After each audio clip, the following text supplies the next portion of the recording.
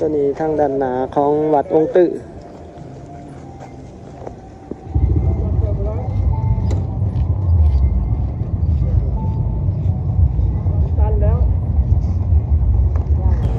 ทางการเบิร์ดสุขุทุกคนวันนี้เฮาก็อยู่ที่แคมป์ของวันนี้ก็สิพาทุกคนเลาะเบิ่งเลาะชมบรรยากาศเวียงจันทน์เนาะเบิ่ง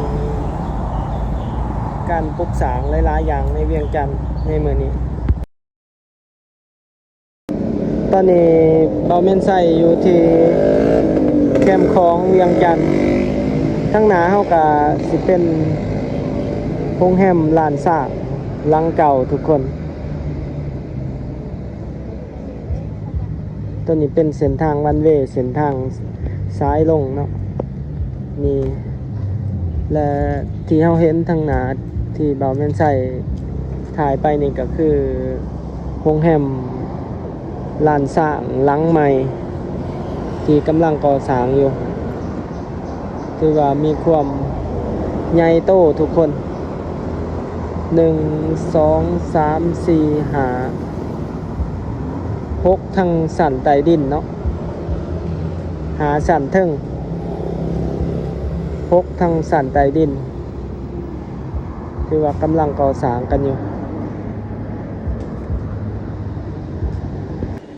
นี่ก็เป็นบรรยากาศอยู่ที่สวนสาธารณะเจ้าอนุวงศ์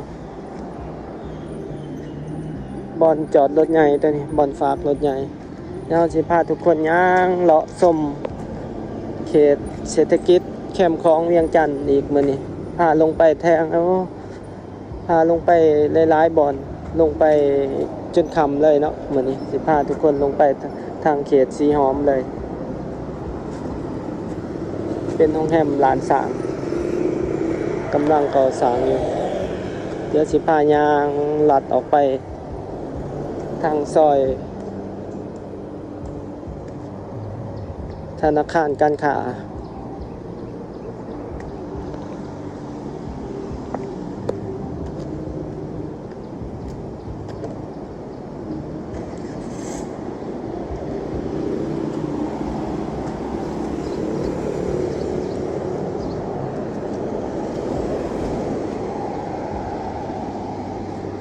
เนาะเป็นแบบที่ว่าเขาเจ้าสร้างถ้าว่าสร้างสำเร็จก็สิประมาณนั้นทุกคนเดี๋ยวยางเลาะเบิ่งเลาะชมเขาไปทาง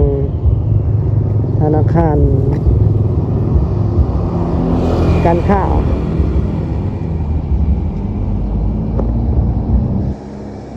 วันนี้ก็เป็นบรรยากาศของวันพุธทุกคนวันพุธวันที่6เนาะมื้อนี้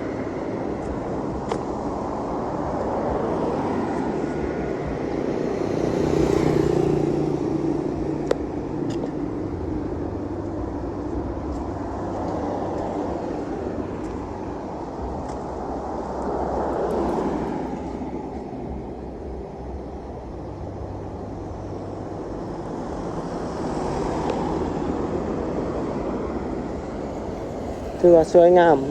ตามแบบที่เขาเจ้าเฮ็ดนี่ดูหรา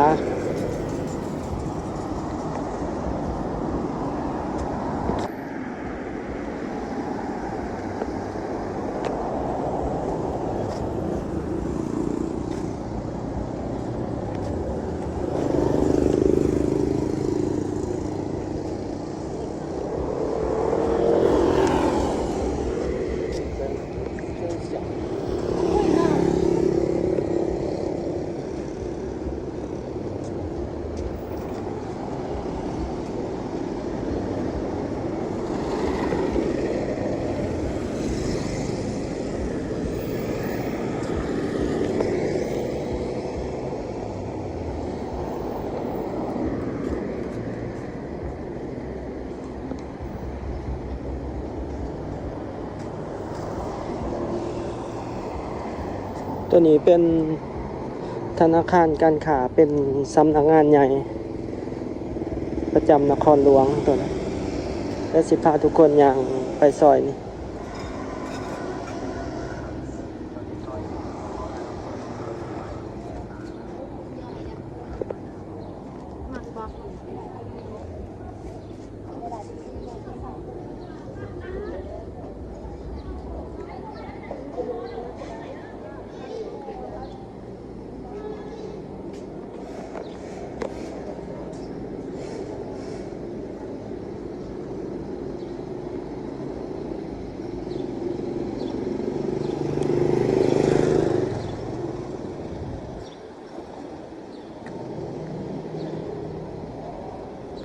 เดี๋ยวเฮาย่างไปทางกันสิเป็นน้ำพุเนาะเป็นน้ำพุแล้วก็ถนนเศรษฐาเดี๋ยวพาทุกคนไปย่างเลาะเบิ่งเลยว่าปัจจุบันนี้ถนนเศรษฐาเป็นจังไดเนาะเพราะว่าตอนนี้เขาเจ้ามีการก่อสร้างเนาะเพราะว่าเขาเจ้าจะก่อสร้างเป็นเส้นทางรถ BRT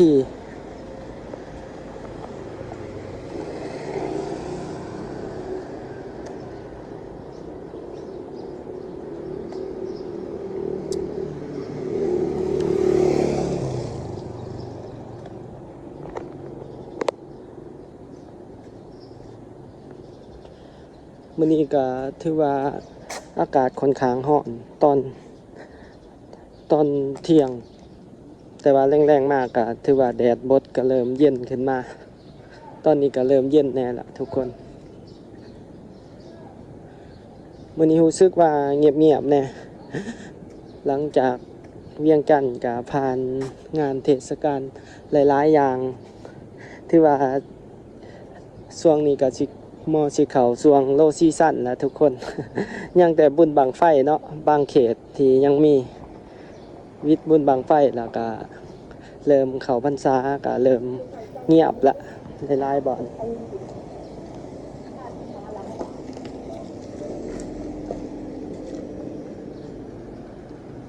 เดี๋ยวพาทุกคนย่างส้มแถวเขตน้ำพุก่อนแล้วก็สิพาทุกคนย่างเลาะเบิงถนนเศรษฐาว่าปัจจุบันเขาเจ้าก่อสร้างฮอดไซแล้วเพราะว่าช่วงหนึ่งมันก็สิมีความยุ่งยากเนาะในการใส่ถนนเส้นนี้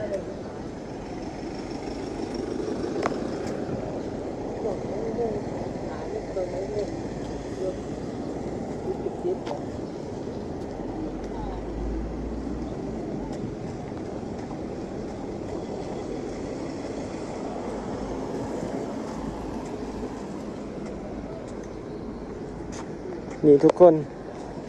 ทางนั้นเขาเจ้าตั้นแล้วเนาะคือว่าขึ้นมาบ่ได้เดี๋ยวเราจังสิพาทุกคนย่างลงไปเบิ่งทางวัดองค์ตึแถวนั้นถือว่าเที่ยวบ่ได้แล้วถือว่าเขาเจ้าตั้นซ้ายนี่ออกมาได้แต่เส้นนี้ก็มาทางนั้นก็ขึ้นไปทาง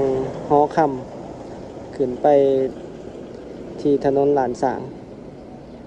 ทางนี่ก็เป็นโรงแรมโคซิเดี๋ยวมาเบิ่งบรรยากาศอยู่ที่น้ำพุ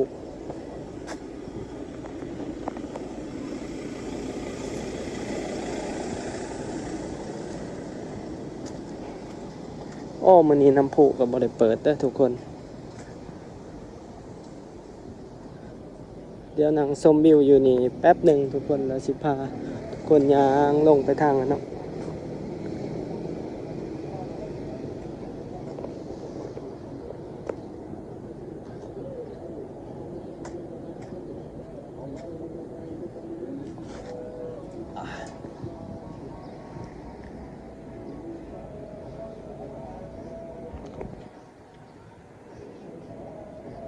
ตอนนี้ก็จะเปิดน้ำพุแล้วทุกคน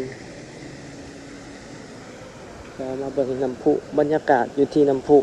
แล้วจังสิพาทุกคนย่างลงทางถนนเศรษฐาแล้วก็สิออกไปทางสีหอมพาทุกคนชมตลาดแรงสีหอมปัจจุบันเนาะว่าเป็นจังไดตอนนี้เวียงจันทน์ก็มีหลายๆโครงการทุกคนที่กำลังมีการก่อสร้างแต่ส่วนใหญ่หลายสุดก็สิเป็น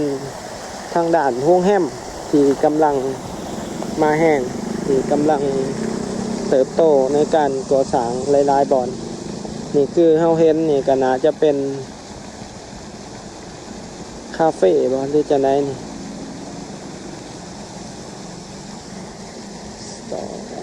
คาเฟ่ก็จะเป็นคาเฟ่ที่เขาเจ้ากำลังจะสร้างใหม่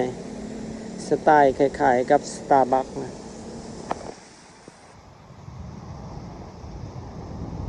อยู่ที่ขางน้ำพุ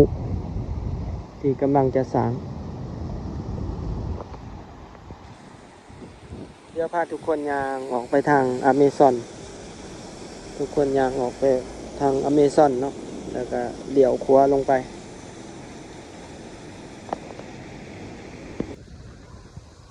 เดี๋ยวเขาย่างออกไปทางนี้ทุกคนเดี๋ยวขวาลงทางอเมซอนพาทุกคนเบิ่งถนนเศรษฐาปัจจุบันนี้ก็จะมีการก่อสร้างกันอยู่ถือว่าอัดเส้นทางนี้เนาะสามารถเลี้ยวซ้ายขึ้นไป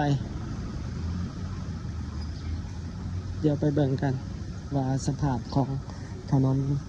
เส้นนี้ปัจจุบันเป็นแนวใดตัวนี้เป็นอเมซอนสาขาน้ำพุร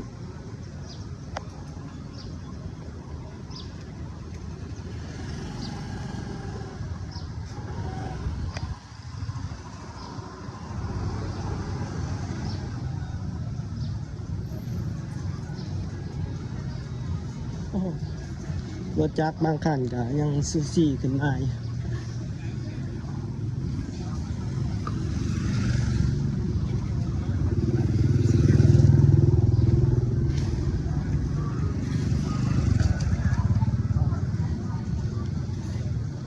ปัจจุบันเนาะเขาจะยังเป็นทางไปตรงเสริมเหล็กตอน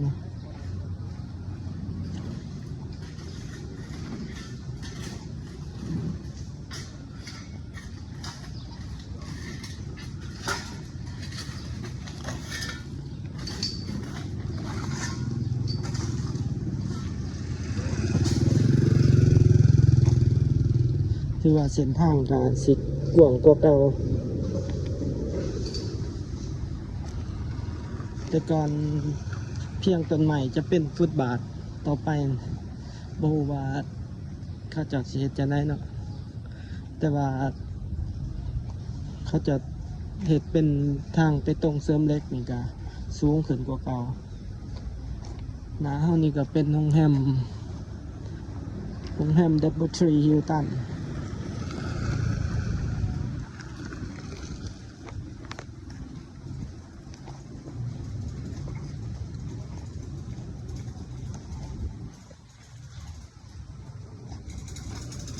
ปัจจุบันเนาะสำหรับผู้ใดสิเลี้ยวขึ้นมาทางวัดอินแปลงนี่บ่ได้เพราะว่าตอนนี้ที่ว่าเขาเจ้ากำลังก่อสร้างกันอยู่เดี๋ยวเราสิพาทุกคนเลี้ยวขวาเขาซอยทางนี้ก็สิออกไปเนาะสีหอมทางหลังของหอวัฒนธรรมแต่ว่าสิบ่ทันเลี้ยวทุกคน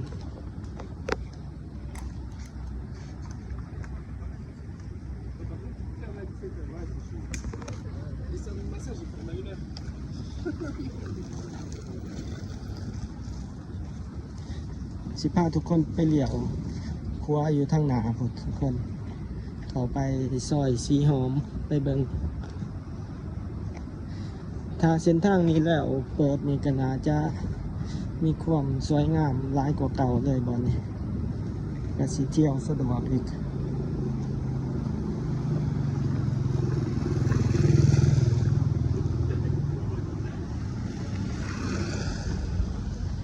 หนทางก็สิกว้างกว่าเก่าเนาะถ้าว่าสำเร็จก็สิเป็นเลนของรถเมล์ BRT เฉพาะอีกเลนหนึ่งแบบมีไส้ทั้งหมดครับพาทุกคนเลี้ยวเขาซอยนี้ทุกคน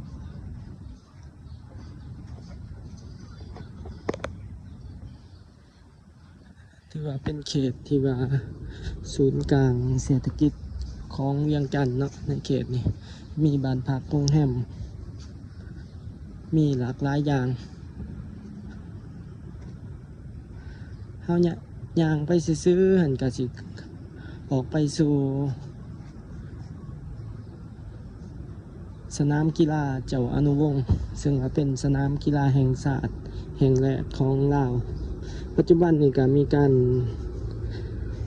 บูรณะเนาะกำลังจะสร้างสนามใหม่เป็นแบบสนามที่ว่ามีความจุผู้ชมได้หลายขึ้นอีกแล้วก็สามารถเฮ็ดกิจกรรมได้หลายอย่างซึ่งว่าเป็นทุนของญี่ปุ่นซอยเหลือ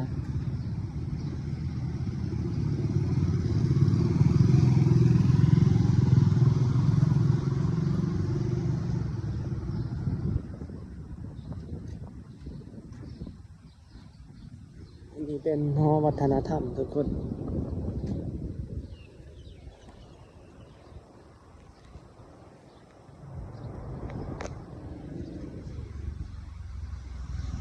อยู่ในเวียงจันทน์ก็สิหลายทุกคนสำหรับอาหารญี่ปุ่นอาหารเกาหลีแล้วก็เป็นอาหารเบเกอรี่นี่ก็หลายสำหรับอยู่ในโซนในเมืองบอนนี่สำหรับนักท่องเที่ยวชาวไทยที่มักกินอาหารแบบสากลนี่ก็บ่ต้องห่วงเนาะในเขตนี้ที่ว่ามีนะ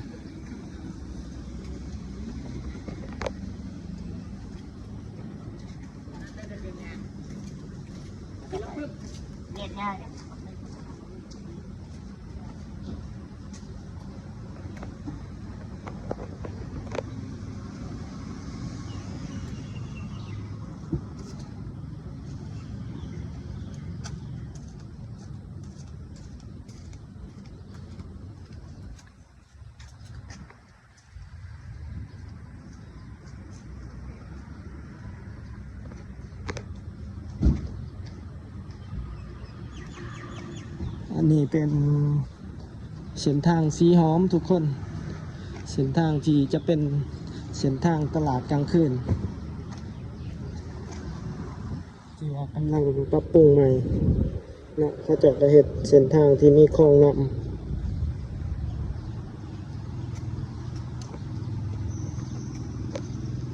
เดี๋ยวย่างไปเบิ่งโซนนั้นทุกคน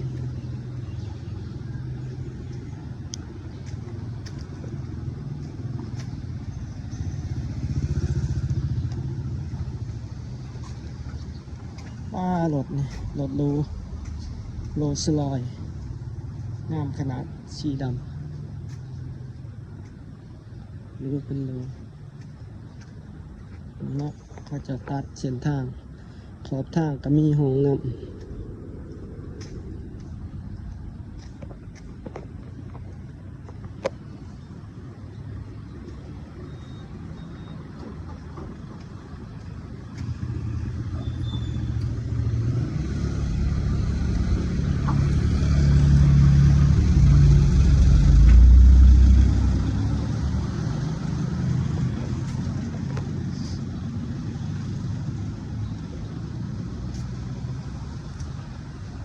อันนี้เป็นโรงแรมแบบ Backpacker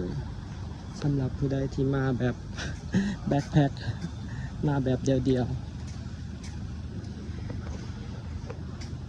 ๆส่วนนี้ค่อนข้างว่ามีแต่อาหารแล้วก็โรงแรมทุกคน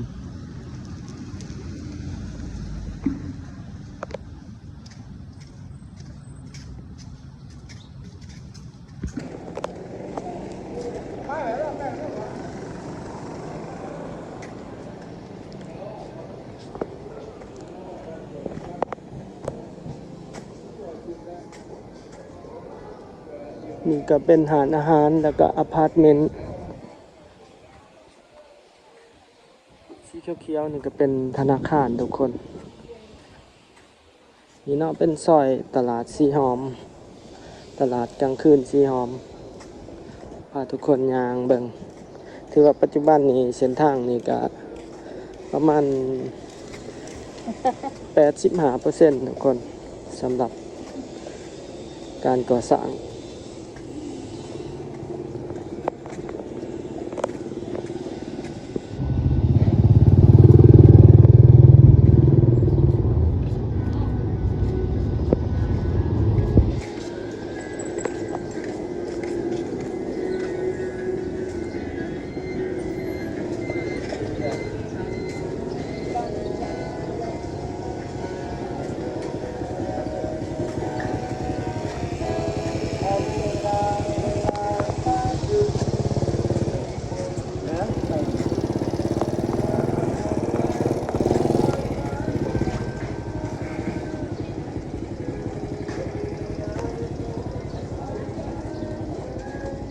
ตัวนั้นเป็นโซนของกินครบเลยเนาะอาหารอยู่หั่นสำหรับผู้ใดที่อยากลองอาหารหลายๆอย่างแต่ว่ามื้อนี้เฮาก็สิบ่ได้เข้าไปเบิ่งพาทุกคนย่างเบิ่งผ่านๆสิพาทุกคนย่างเลาะเบิ่งชมเมืองมื้อนี้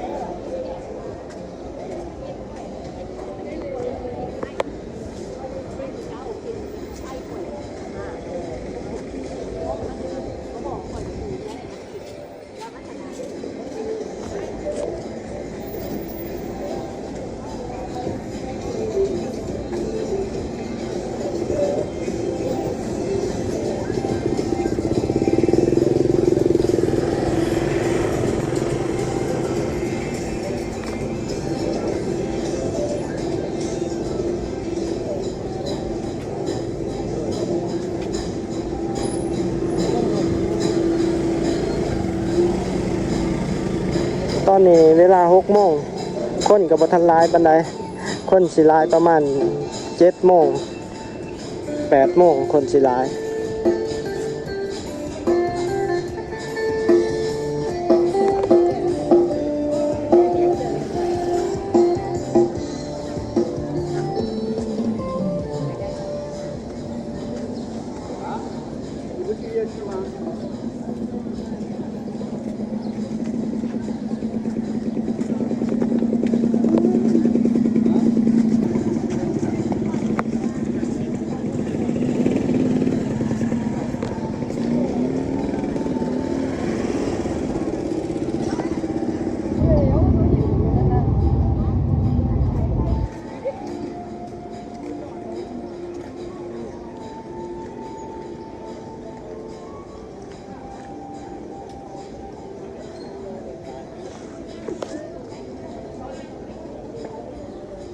เราก็สิย่างออกไปโซนนี้ทุกคนกลับไปคืนโซนนี้ก็สิมีส่วนใหญ่เป็นห่านนวดเนาะห่านนวดแผนบูห่าน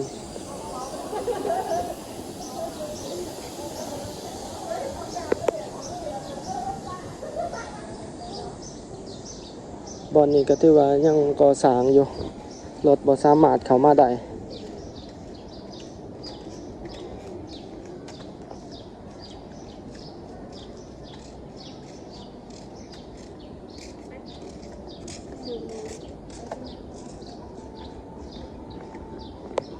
เดี๋ยวเราก็สิย่างออกซอยนี้กลับไปคืนอยู่กลับไปทางแคมป์คลองทุกคน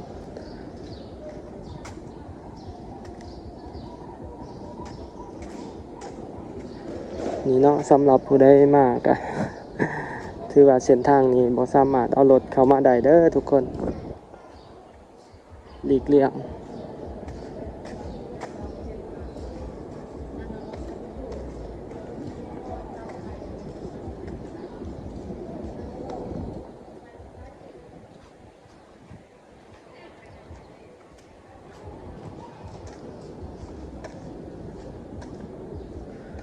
สำหรับโซนนี้เขาเจ้าก็สิเอาสายไฟลงดินเนาะอยู่ในโซนนี้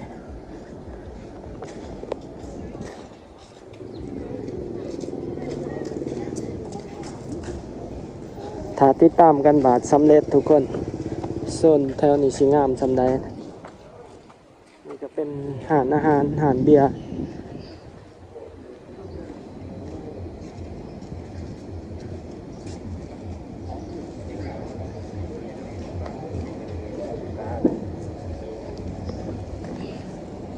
แรงๆแบบนี้นักท่องเที่ยวก็สิลงมาจากโรงแรมลงมาจากที่พักลงมาเลาะกินอาหารโอ้โหเลยเป็นเลยกันเอารถเข้ามานี่ทุกคนทางหน้าของวัดอินแปงถือว่ายัง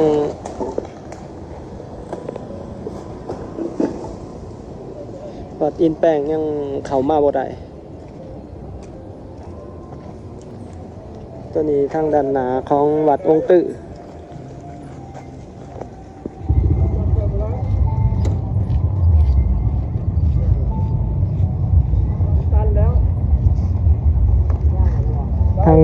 ทางนั้นไปสีหอมทาง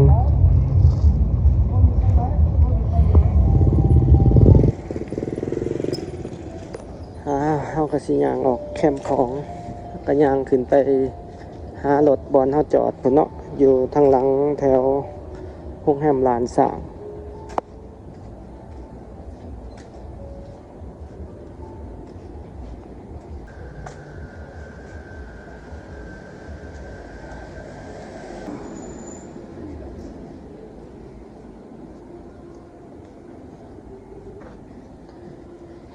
คือจุดที่เฮาย่างนี่มีแต่โรงแรมแล้วก็ร้านอาหารทั้งเบิดทุกคนในเขตนี่ค่อนข้างว่าประมาณ 80% บ่ค่อยมีเฮือนแบบเป็นเฮือนของประชาชนบ่ค่อยมีเนาะส่วนใหญ่สิเป็นร้านบริการบ้านพักโรงแรมต่างๆบ่อนนี้เขาเจ้าก็เฮ็ดใหม่ในจุดนี้เขาน่าจะเอาสายไฟลงดินคือท่อที่เราเห็นนี่ก็เป็นท่อที่จะเอาสายไฟลงเราเห็นนี่แต่ว่าจากเข้าเบิ่งนี่ก็บ่ใหญ่ปานใดเนาะก็จักหน่อยอยู่ได้ถอนเนาะ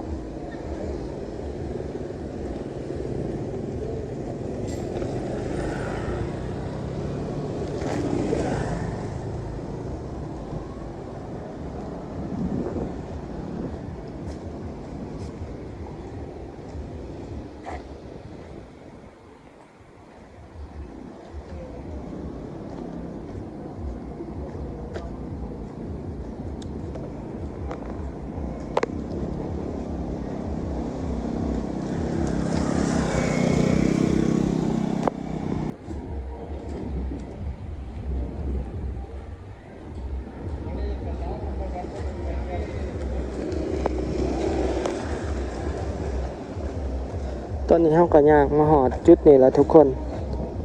ถือว่าย่างซื่อๆออกไปนี่ก็สิเป็น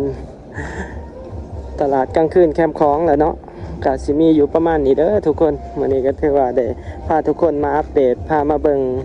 สำหรับการก่อสร้างถนนหนทางอยู่ในเขตเศรษฐกิจสำคัญจุดท่องเที่ยวที่สำคัญของนครหลวงเวียงจันทน์มื้อนี้ถ้าผู้ใดมักหรืออยากสนับสนุนกันก็อย่าลืมกดไลค์กดแชร์กด Subscribe เพื่อเป็นกำลังใจให้กันเด้อทุกคนตอนนี้บ่าวแม่นไส้ก็ต้องขอกล่าวคำว่าขอบใจแล้วก็สบายดี